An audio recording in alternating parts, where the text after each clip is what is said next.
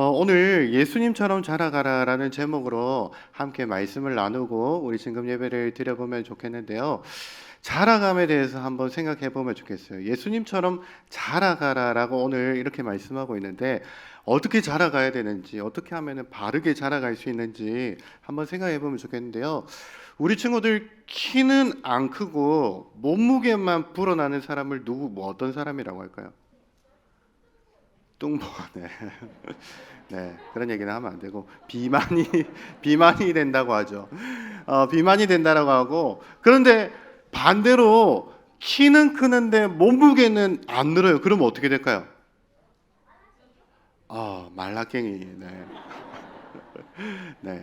영양실조에 걸린다라고 하죠. 키는 크는데 이렇게 몸무게가 안 늘면은, 그리고 반대로 몸무게는 막 이렇게 몸무게만 찌는데, 우리 코로나 기간에 확진자가 된다고 하는데 이렇게 몸무게만 늘어나고 키가 안 크면은 안 되겠죠.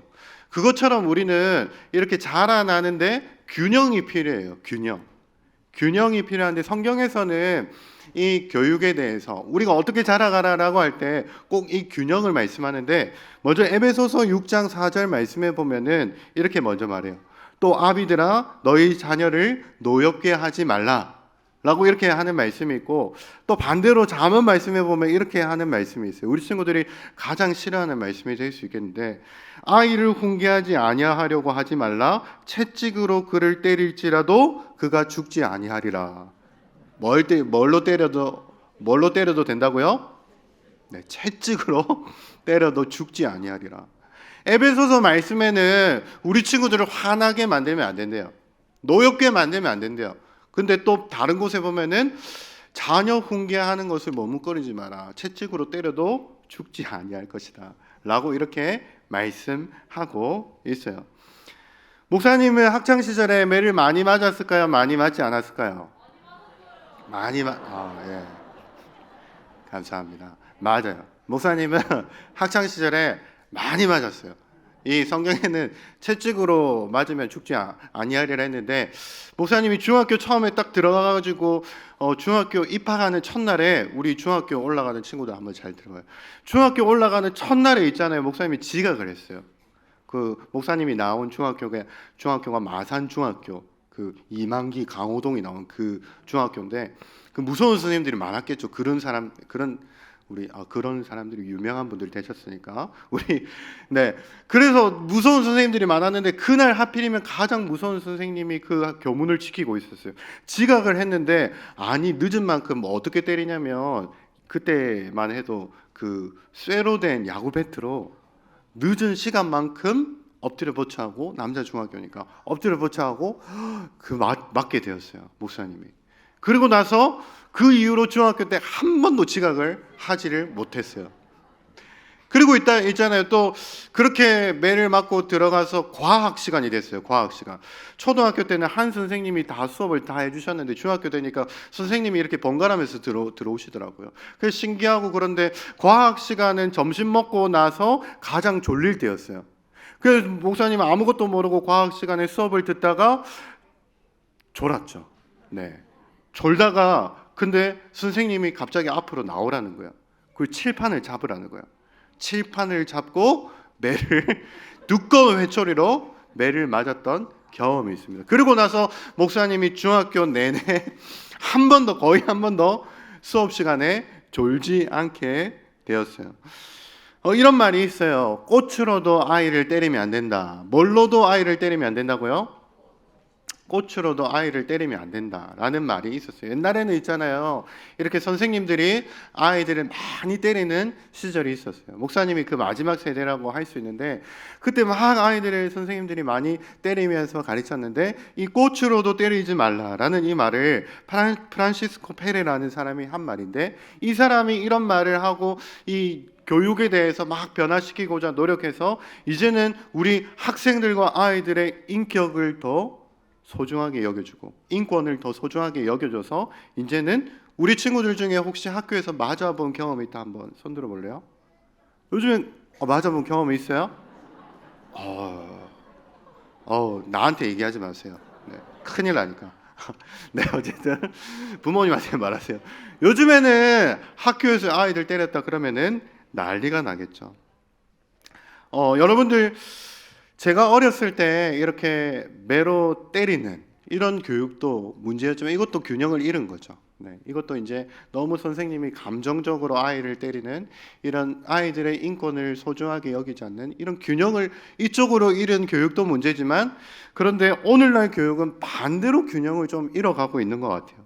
이제는 엄격한 교육을 아예 버리고 지나치게 너무 사랑하고 지나치게 배려하다 보니까 우리 아이들이 사랑할 줄도 모르고 오히려 배려할 줄도 모르고 책임질 줄 모르는 그런 교육이 되어버리고 있습니다. 학생들의 이 죄성을 무시하고 인권과 자유만 존중한 결과 아이들은 예절이 뭔지도 모르고 자기 욕심만 남아서 결국에는 혼자서는 아무것도 할 줄 모르는 아이로 자라나고 있는 것이 바로 오늘날 균형을 잃은 이런 교육의 모습이라고 할 수 있습니다. 여러분들 교육은 균형 잡기입니다. 균형 잡기. 적극적으로 이끌어주는 것과 스스로 잘할 수 있도록 기다려주는 것, 이거 사이에, 그리고 또 원칙과 관용 사이에서, 그리고 훈련과 사랑 사이에서, 통제와 신뢰 사이에서 균형을 잡는 것이 너무나도 중요한 것이 바로 교육입니다. 어른들인 우리가 바로 잘 이 균형을 잡아주어야 합니다. 오늘날 균형을 잃은 이 교육을 보고 독일 명문 학교인 살렘학교 교장은 왜 엄하게 가르치지 않는가라는 책을 써서 여러분들도 한번 읽어보시면 좋겠는데요. 왜 엄하게 가르치지 않는가라는 책을 쓰고 이렇게 말했습니다.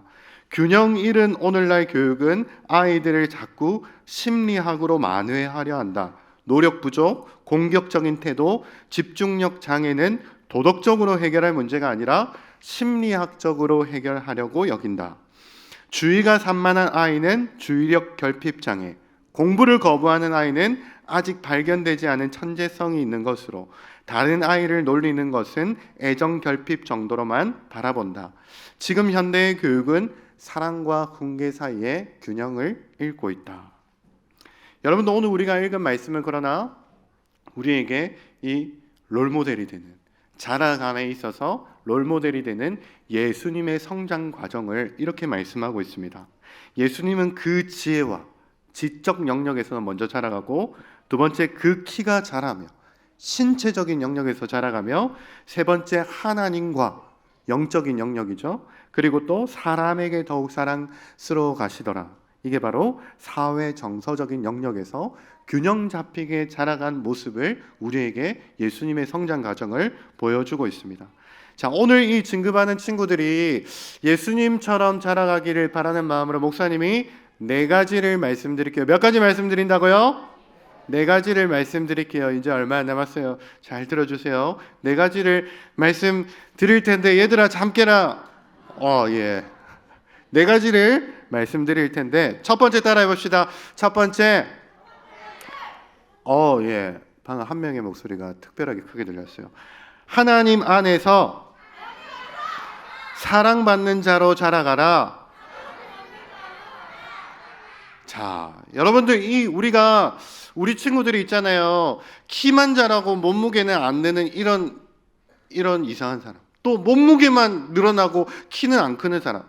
이런 사람이 되지 않기 위해서 균형 잡히게 자라나야 되는데 가장 먼저 어떻게 자라나야 되냐면 하나님 안에서 사랑받는 자로 자라가야 돼요. 이게 제일 먼저예요. 첫 번째. 하나님이 나를 사랑하신다는 것을 발견하지 못하면은 여러분들이 그러니까 하나님을 만나지 못하면은 다른 것은 아무 소용 없어요. 하나님 만나지 않으면은 하나님 사랑을 알지 못하면은 아무리 우리가 똑똑하고 아무리 우리가 신체적으로 건강해도 우리가 건강하게 바르게 자라날 수 없다라고 하는 것이 우리 믿음의 선배들의 가르침이에요. 하나님을 만나지 못하면 세상을 제대로 이해할 수 없어요. 자꾸 삐뚤하게 바라보게 돼요. 세상이 왜 이렇지? 진짜 왜 이래 세상은. 그리고 또 자신에 대해서도 왜곡하게 돼요. 나는 왜 이럴까? 그리고 또 다른 사람을 사랑해야 되는 대상이고 서로 믿어줘야 되는 대상인데 그렇지 않고 경쟁해서 싸워서 이겨야 되는 존재로 이렇게 바라보게 돼요. 무엇을 알지 못하면? 하나님의 사랑을 알지 못하면 이렇게 된다는 거예요. 목사님은 있잖아요. 중3 때, 우리 중3 어디 있어요? 이제 고1 올라가는 중3 때 네, 이거 하나 받아보려고 그치 손까지 들어주고 목사님은 중3 때 하나님께서 나를 사랑하신다는 것을 만났어요. 발견했어요. 그전에는 너무 우울했어요. 목사님 앞에서 이야기한 것처럼 하나님 사랑을 알지 못하니까 세상이 도대체 왜 이렇고 나는 왜 이렇고 다른 사람은 나를 늘 공격하려고 막 창을 들고 돌아다니는 것 같고 막 이렇게 왜곡돼서 생각하게 되니까 너무너무 우울했어요. 아무도 나를 사랑해 주지 않는다고 생각했어요.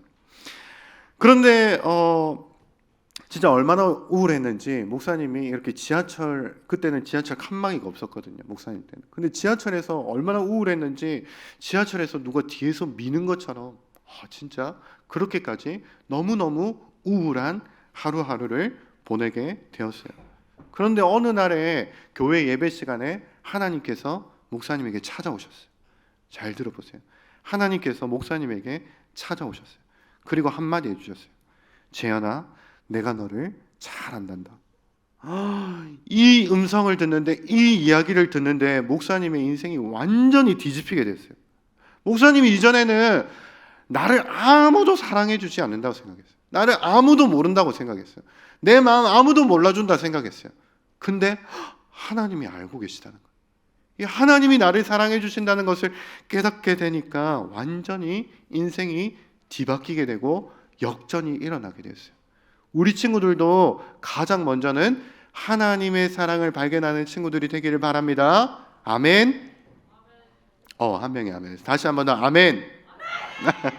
네, 한 명은 확정적입니다. 좀 목소리를 아껴주세요. 자, 우리 따라해 봅시다. 두 번째, 사람들에게 사랑받는 자로 자라가라. 두 번째로는 있잖아요. 우리 친구들이 사람들에게 사랑받는 사람으로 자라가야 돼요. 이게 무슨 말이냐면 개인주의적인 사람에서 우리가 사회적인 사람으로 변화되어야 된다는 거예요. 우리는 있잖아요. 태어나자마자 나 중심이에요. 아기가 태어나고 그리고 나서 가장 먼저 하는 말이 뭘까요? 따라해 봅시다. 내 거야. 내 거야. 목사님도 있잖아요. 하연이가 저기 뒤에 예배 드리고 있는지 모르겠는데 하연이한테 가르쳐 줬어요. 내 거야라는 말을 누구도 가르쳐 주지 않았어요. 그런데 그 말을 어디서 배워왔는지 모르겠는데 가장 먼저 하게 된 말이 뭐냐면 내 거야 라는 말이에요. 인간의 죄성을 보면요 있잖아요. 인간의 죄성은 나 중심이에요. 나 중심. 내가 가장 우선이고 내가 가장 중요해요. 그래서 있잖아요. 우리는 태어나자마자 개인주의적인 사람이에요. 그런데 우리가 자라가면서 어떤 사람들이 되어야 되냐면 바로 공동체적인 사람, 사회적인 사람들이 돼야 돼요.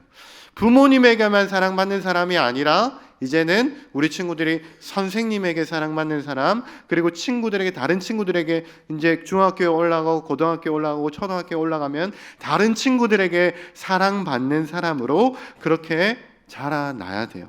그러기 위해서는 나만 잘 되면 돼.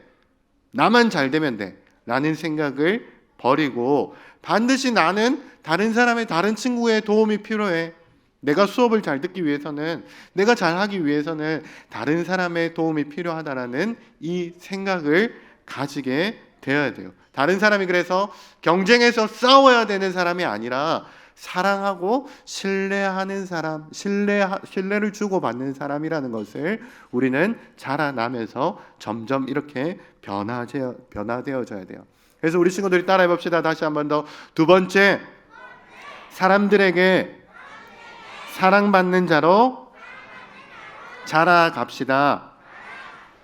그리고 세 번째로는 뭐냐면 지혜로운 자로 자라가야 돼요. 지혜로운 자로.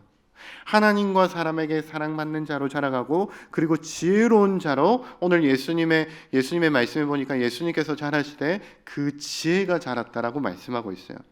지혜는 있잖아요. 단순히 지식을 쌓는 것을 의미하는 것이 아니에요. 국어, 수학, 영어를 잘하는 게 아니라 지혜는 무엇을 뜻하냐면 하나님께서 나에게 주신 길이 있는데 그 길을 깨닫게 된다는 것을 바로 지혜라고 우리가 부를 수 있어요.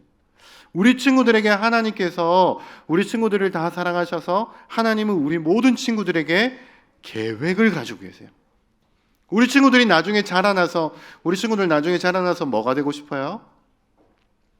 그 되고 싶은 것, 그것에 마음의 소원을 주시고 그것을 이루시는 분이 바로 우리 하나님이세요. 그것을 깨닫는 게 바로 지혜예요. 지혜. 목사님이 옛날에 우리 친구들 요즘에 어떤 가수 좋아해요? 몰라요. 우리 어린 친구들 모르요. 우리 청소년들 뭐 좋아해요? 어떤 가수 좋아해요? 역시 남재현 목사님 제일 좋죠. 네. 예. 박수 쳤어? 네, 알겠어요. 기억하고 있을게요. 네. 목사님은 어렸을 때 G.O.D라는 그룹을 참 좋아했어요. G.O.D 알아요? 윤계상하고 막 있는 그 G.O.D라는 그룹이 있는데 그 중에 유명한 노래가 있는데 길이라는 노래가 있어요. 길이라는 노래. 목사님이 노래를 못해서 노래를 불러줄 수는 없고 노래 듣고 싶은 사람 따로 전화하세요. 따로 들려줄게요. 알겠지?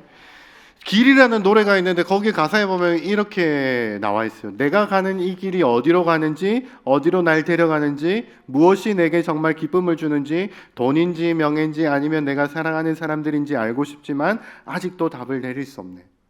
이 가사를 보는데 이 가사를 듣는데 딱 내 얘기인 거예요. 길을 모르겠는 거야.